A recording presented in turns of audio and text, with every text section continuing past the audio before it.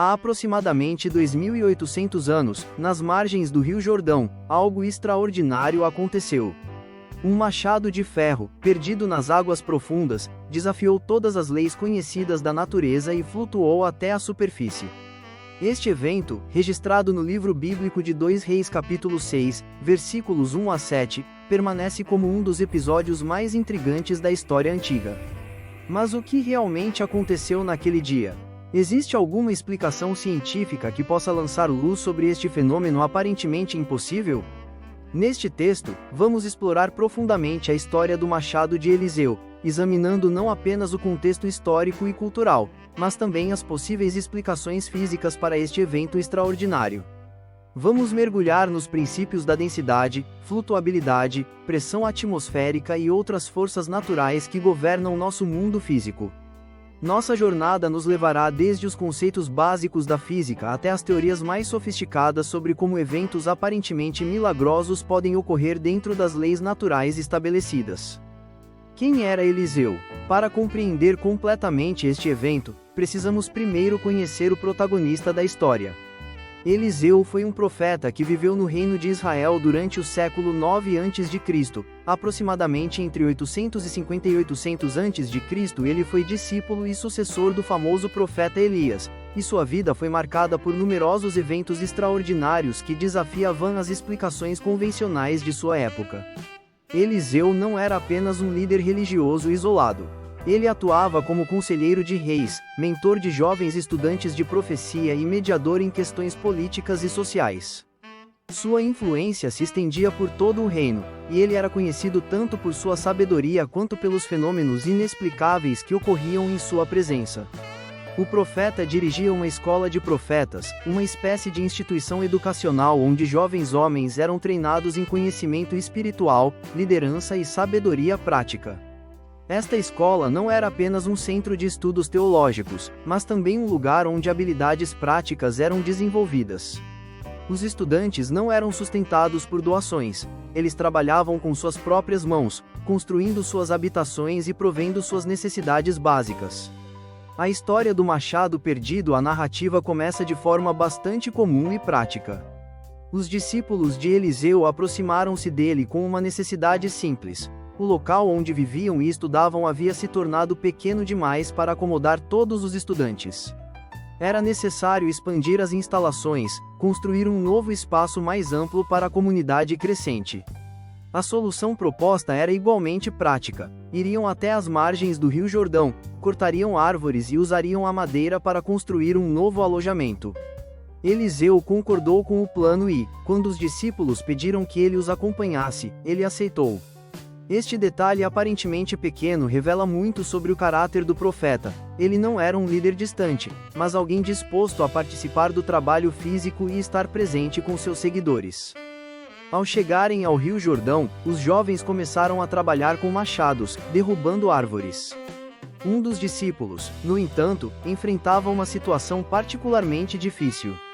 O machado que ele estava usando não era seu, ele havia sido emprestado. Na cultura antiga do Oriente Médio, ferramentas de ferro eram extremamente valiosas. O processo de extração e fundição do ferro era trabalhoso e caro, tornando ferramentas metálicas verdadeiros tesouros para famílias comuns. Enquanto cortava uma árvore, o impensável aconteceu. O ferro do machado, a parte cortante da ferramenta, soltou-se do cabo de madeira e voou diretamente para a água. Podemos imaginar o pânico do jovem discípulo. Ele não apenas perdera uma ferramenta valiosa, mas uma ferramenta que pertencia a outra pessoa. Na sociedade daquela época, tal perda poderia resultar em sérias consequências, possivelmente até em servidão para pagar a dívida. O discípulo gritou em desespero: "Ah, meu senhor! O machado era emprestado." Esta exclamação revela a gravidade da situação. Não se tratava apenas de um inconveniente, mas de uma verdadeira catástrofe pessoal e financeira. Eliseu, demonstrando tanto compaixão quanto autoridade, perguntou: "Onde caiu?" Quando o jovem mostrou o local, o profeta cortou um pedaço de madeira e o lançou na água exatamente onde o machado havia afundado. O texto bíblico então registra o impossível, e o ferro flutuou. Eliseu instruiu o discípulo: "Toma-o para ti." O jovem estendeu a mão e retirou o machado da água, recuperando não apenas a ferramenta, mas também sua paz de espírito e sua honra. Compreendendo a física básica. Por que ferro afunda? Antes de explorarmos as possíveis explicações para o machado flutuar, precisamos entender por que o ferro normalmente afunda. Esta compreensão nos ajudará a apreciar a magnitude do que aconteceu nas margens do Jordão. Densidade. O conceito fundamental à densidade é a relação entre a massa de um objeto e o volume que ele ocupa. Matematicamente, expressamos isso como densidade igual à massa dividida pelo volume. Um objeto com grande massa concentrada em um pequeno volume terá alta densidade, enquanto um objeto com pouca massa espalhada em um grande volume terá baixa densidade. A densidade é medida em gramas por centímetro cúbico ou quilogramas por metro cúbico. Para ter uma referência prática, vamos comparar as densidades de algumas substâncias comuns. A água pura, à temperatura ambiente, tem densidade de aproximadamente 1 grama por centímetro cúbico. Esta é nossa referência fundamental. O ferro, por outro lado, tem densidade de aproximadamente 7,8 gramas por centímetro cúbico. Isso significa que o ferro é quase 8 vezes mais denso que a água. A madeira, dependendo do tipo, geralmente tem densidade entre 0,3 e 0,9 grama por centímetro cúbico, ou seja, menos densa que a água, razão pela qual a madeira flutua. O princípio de Arquimedes, o grande matemático e físico grego Arquimedes de Siracusa, que viveu no século 3 a.C., descobriu um princípio fundamental que explica por que alguns objetos flutuam e outros afundam. Este princípio estabelece que qualquer objeto imerso em um fluido experimenta uma força de empuxo para cima, e esta força é igual ao peso do fluido deslocado pelo objeto.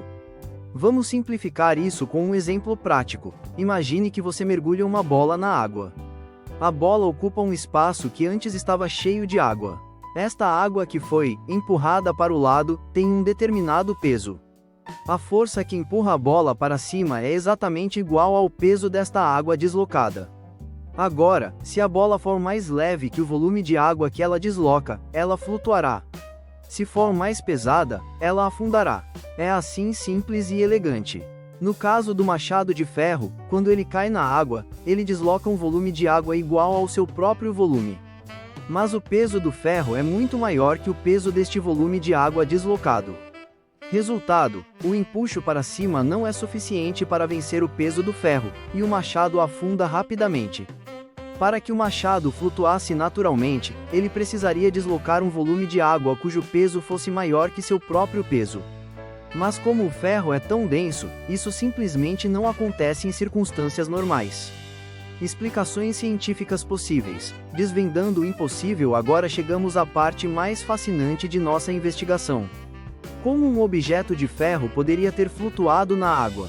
Existem várias possibilidades que a ciência moderna pode oferecer, cada uma explorando diferentes aspectos das leis físicas. Teoria 1. Formação de bolhas de gás. Uma das explicações mais plausíveis envolve a formação de bolhas de gás ao redor do objeto de ferro. Quando Eliseu jogou o pedaço de madeira na água, pode ter ocorrido uma reação química ou física específica que gerou gases. Existem várias formas pelas quais bolhas podem se formar e aderir a um objeto metálico. Decomposição de matéria orgânica. Se o fundo do rio continha matéria orgânica em decomposição, a perturbação causada pela madeira poderia ter liberado gases como o metano. Estes gases, ao subirem, poderiam ter se aderido à superfície do machado. Cavitação. A madeira, ao entrar rapidamente na água, pode ter criado um fenômeno chamado cavitação, onde bolhas de vapor se formam devido à queda repentina de pressão. Se estas bolhas envolvessem um machado, poderiam criar flutuabilidade suficiente para trazê-lo à superfície. Eletrólise natural. Em certas condições, quando metais diferentes estão presentes na água, como o ferro do machado e possíveis minerais dissolvidos, pode ocorrer um processo eletroquímico que gera gases, principalmente hidrogênio. Estes gases formam bolhas minúsculas que aderem ao metal. Para que esta explicação funcione, as bolhas precisariam adicionar volume ao machado sem adicionar peso significativo. Gases são extremamente leves, então um envelope de bolhas ao redor do machado poderia aumentar dramaticamente o volume de água deslocado sem adicionar praticamente nenhum peso ao objeto. Se bolhas suficientes se formassem e permanecessem aderidas ao ferro, o empuxo total poderia exceder o peso do machado, fazendo-o flutuar. Teoria 2. Efeito de tensão superficial. A tensão superficial é uma propriedade fascinante da água que muitas vezes passa despercebida, mas que pode produzir efeitos surpreendentes. A água tem uma tendência natural de formar uma película na sua superfície devido às forças de atração entre suas moléculas. Esta tensão superficial é o que permite que insetos caminhem sobre a água e que uma agulha de aço, cuidadosamente colocada, flutue na superfície. Mas um machado é muito mais pesado que uma agulha. Como a tensão superficial poderia ajudar? A resposta pode estar na combinação de fatores. Se o machado estivesse parcialmente preso a um pedaço de madeira flutuante, ou se estivesse em uma configuração específica onde grande parte de sua superfície estava próxima à superfície da água, a tensão superficial poderia fornecer força adicional suficiente para contribuir para a flutuação, especialmente se combinada com outros fatores como bolhas de ar. Além disso, certas substâncias presentes na madeira que Eliseu jogou na água poderiam ter alterado temporariamente a tensão superficial da água, criando condições onde o efeito seria amplificado. Teoria 3. Correntes e vórtices subaquáticos. O Rio Jordão não é uma piscina estagnada. É um corpo de água em movimento, com correntes, redemoinhos e fluxos complexos. Quando um objeto entra na água, especialmente com alguma força, ele pode criar padrões de fluxo que interagem com as correntes naturais do rio. A madeira jogada por Eliseu, ao entrar na água, poderia ter criado um vórtice específico, um padrão de rotação da água que gera áreas de baixa pressão. Se o machado estivesse posicionado em uma área de baixa pressão dentro deste vórtice, ele poderia experimentar uma força para cima. Existem fenômenos conhecidos na dinâmica de fluidos onde objetos são sugados para cima por diferenças de pressão. O efeito Coanda, por exemplo, descreve como fluidos tendem a seguir superfícies curvas, criando padrões de pressão que podem exercer forças surpreendentes sobre objetos. Uma corrente ascendente particularmente forte, combinada com um vórtice criado pela madeira e possivelmente amplificada pelo formato do leito do rio naquele ponto específico, poderia teoricamente gerar força suficiente para trazer o machado à superfície ou pelo menos levantá-lo o suficiente para que outros fatores, como bolhas, completassem o trabalho. Teoria 4. Magnetismo e forças eletromagnéticas. Esta é uma das teorias mais especulativas, mas não deve ser descartada. O ferro é um material ferromagnético, o que significa que responde a campos magnéticos. Se houvesse condições geológicas específicas no local, como depósitos de minerais magnéticos no leito do rio, e se certas circunstâncias elétricas estivessem presentes, forças magnéticas poderiam ter desempenhado um papel. A água em movimento, especialmente quando contém minerais dissolvidos, pode gerar pequenas correntes elétricas. Estas correntes, por sua vez, criam campos magnéticos. Em circunstâncias excepcionais, estes campos poderiam interagir com o ferro do machado. Adicionalmente, raios ou tempestades na região poderiam ter magnetizado temporariamente rochas no leito do rio. Se o machado caísse próximo a uma área magnetizada, poderia haver uma interação. Embora esta teoria exija uma combinação improvável de fatores, a física conhecida não a torna impossível, apenas altamente improvável em circunstâncias aleatórias. Teoria 5. Estrutura interna e cavidades.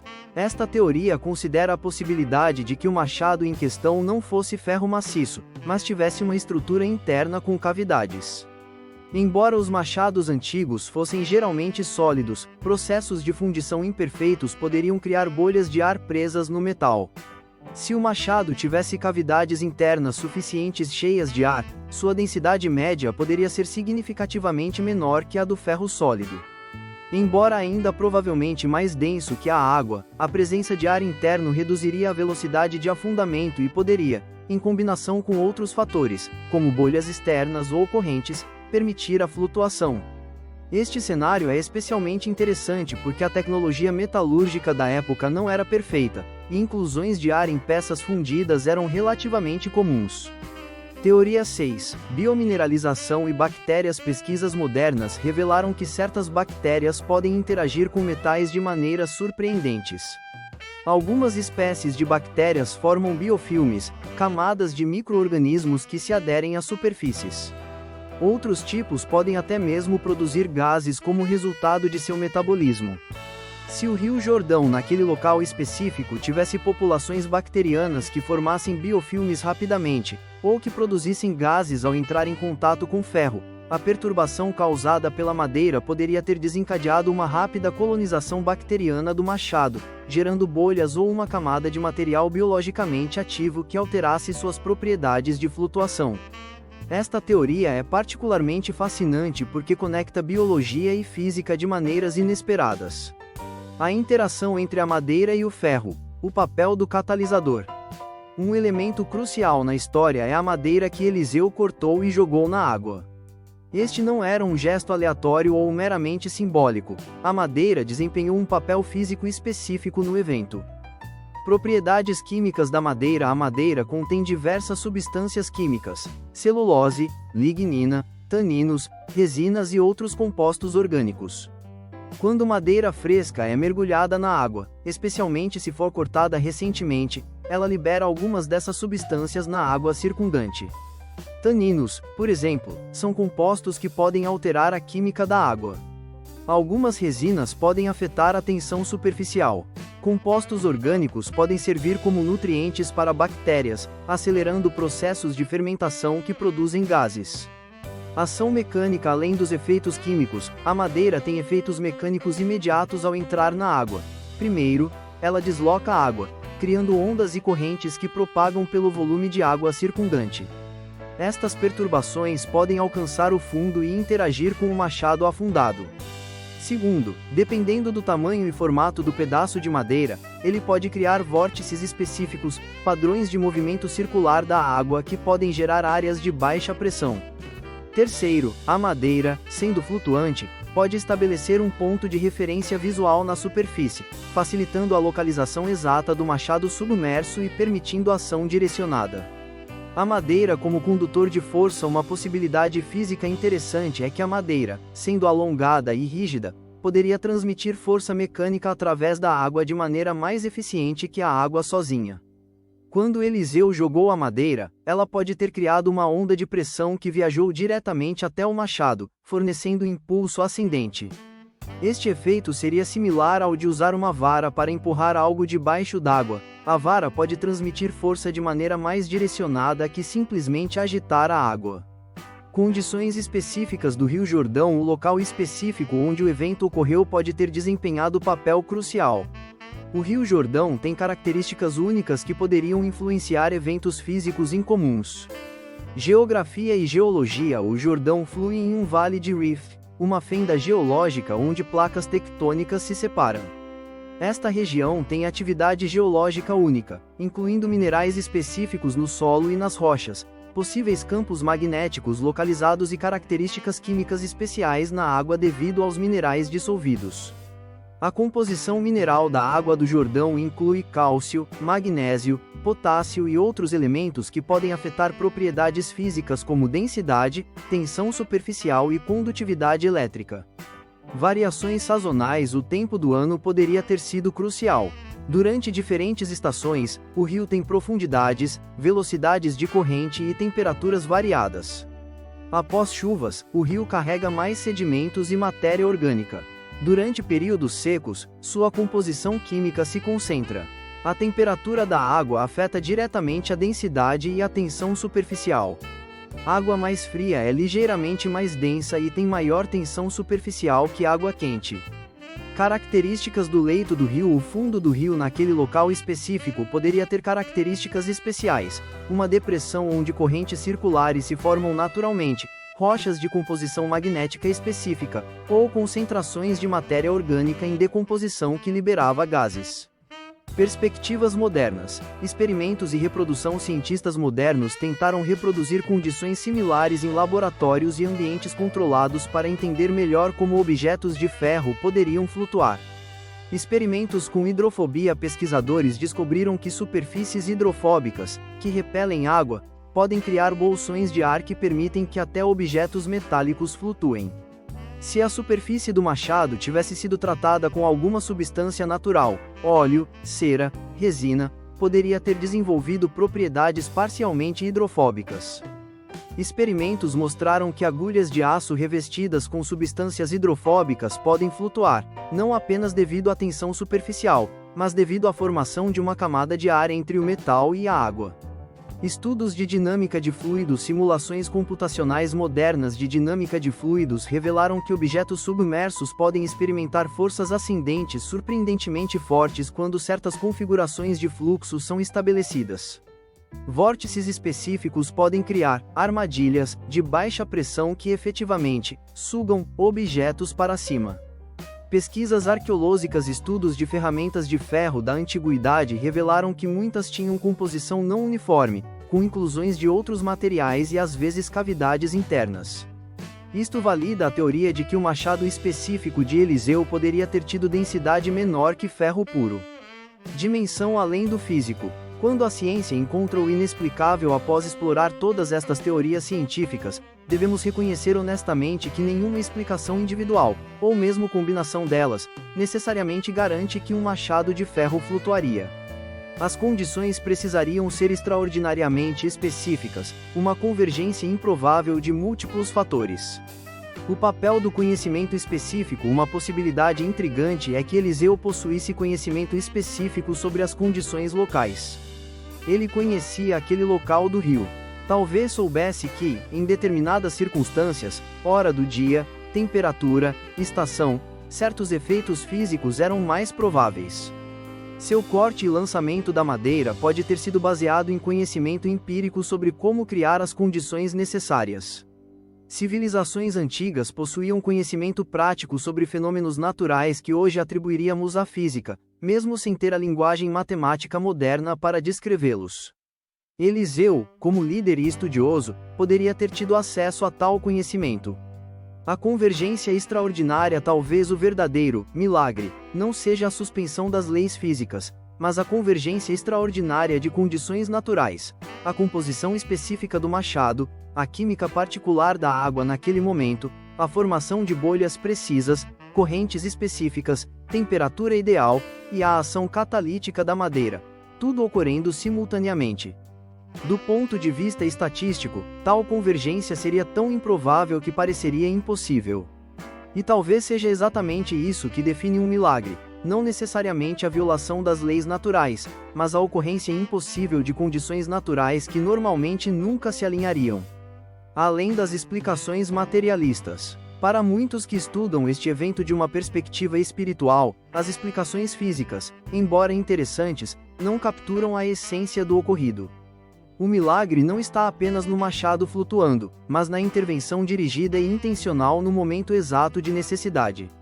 A física pode descrever como algo poderia acontecer, mas não explica por que aconteceu precisamente quando necessário, em resposta a uma necessidade específica, através da ação de uma pessoa específica. Esta dimensão de propósito e timing transcende equações e leis naturais. Lições práticas do evento. Independentemente da explicação física, a história oferece insights práticos valiosos que ressoam através dos milênios. Responsabilidade e integridade. O discípulo estava usando uma ferramenta emprestada. Sua angústia revela profunda consciência de responsabilidade. Em nossa época, onde o descartável é norma e a responsabilidade pessoal frequentemente diminuída, esta história lembra a importância de cuidar do que nos é confiado. Pedindo ajuda em momentos de crise, o discípulo não tentou esconder o problema ou resolver sozinho de forma impossível. Ele imediatamente buscou a ajuda de alguém com maior conhecimento e capacidade. Esta humildade de reconhecer limitações e buscar assistência é virtude essencial, mas frequentemente negligenciada. A importância da presença. Eliseu estava presente com seus discípulos no trabalho. Sua presença física, não apenas sua instrução distante, fez diferença crucial. Líderes efetivos não apenas delegam e supervisionam de longe. Eles participam, estão presentes nos momentos críticos. Soluções criativas para problemas impossíveis. Jogar madeira na água para recuperar ferro afundado parece absurdo à primeira vista. No entanto, foi exatamente a solução. Quantas vezes limitamos possibilidades porque soluções parecem ilógicas ou não convencionais? A história encoraja pensamento criativo diante de problemas aparentemente insolúveis. O valor de cada indivíduo. Esta não era uma crise nacional ou emergência pública. Era o problema pessoal de um estudante sem nome sobre uma ferramenta emprestada. Ainda assim, recebeu atenção total e solução completa. Ninguém é insignificante demais. Nenhum problema é trivial demais para merecer cuidado.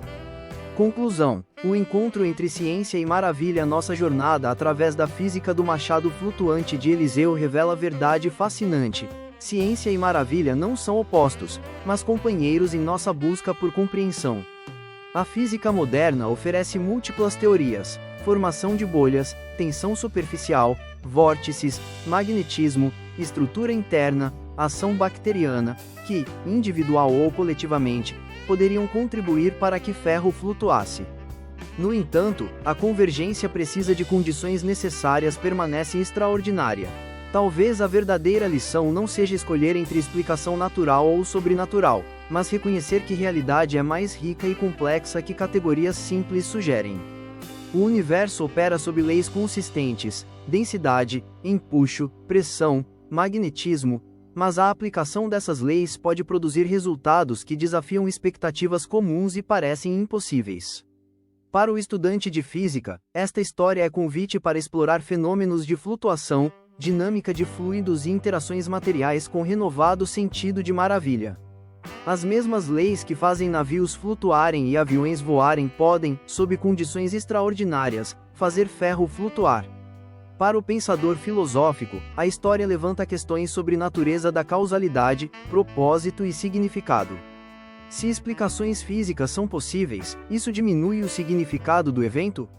Ou o timing perfeito e o contexto específico adicionaram camada de significado que transcende meros mecanismos físicos?